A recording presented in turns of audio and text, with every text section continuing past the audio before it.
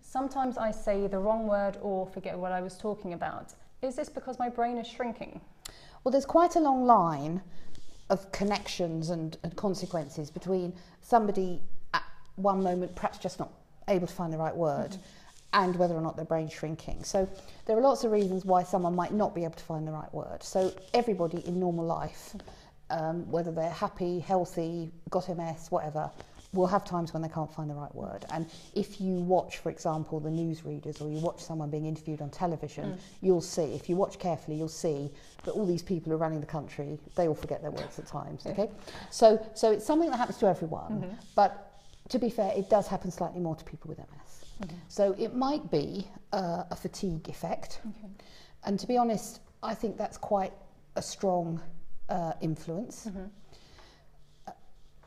It also, it might be that because people with MS, some of them understandably feel a little bit anxious, or maybe perhaps are a little bit kind of over-vigilant of any kind of glitches in terms of their function.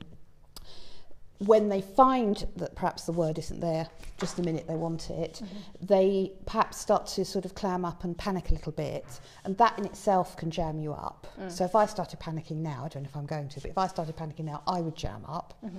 So there's lots of things that can be happening that can stop your words that aren't really a kind of direct brain atrophy issue.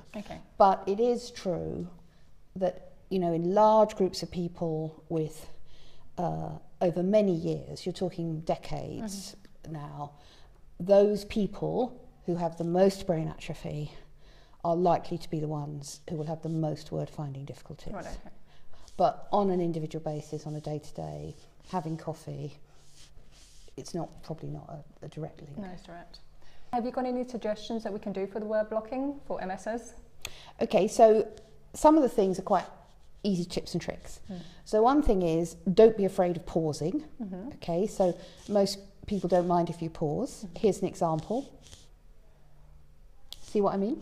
So it's okay to pause. So even if that word isn't there instantly, just take a second or two, just chill.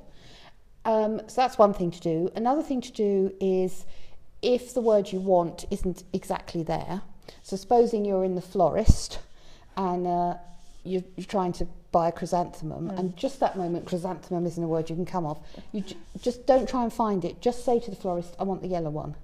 So if it's kind of out of reach, don't try and search for it, just find another way of saying it. And if you know you're very fatigued, or it's a particularly bad day and you can't find another way of saying it, say, I'm just going to come back to that later. Just leave it. Rather than sort of feel embarrassed, or so they're very easy things to do. Another thing you can do is, if you've got maybe a friend or a partner or a family member who knows that there are particular words that often sort of jam up for you, or jam up more than others, maybe names of relatives or that sort of thing, then there may be things you can do about remembering their names, little tricks and techniques to do with pictures and cartoons, which you can find stuff online about that, which so particularly families, lots of people don't like forgetting their family's names, their nieces, their nephews, their well, you're not old enough to have grandchildren, but you know what I'm saying. But I mean, there are people with MS who do have grandchildren, and for them that's a particularly quite bitter for them, quite upsetting that they can't remember the family's name. So it may be for those particularly important words that it's worth putting a bit of time and effort in with someone who can sort of build up work with them to find ways to remember those words.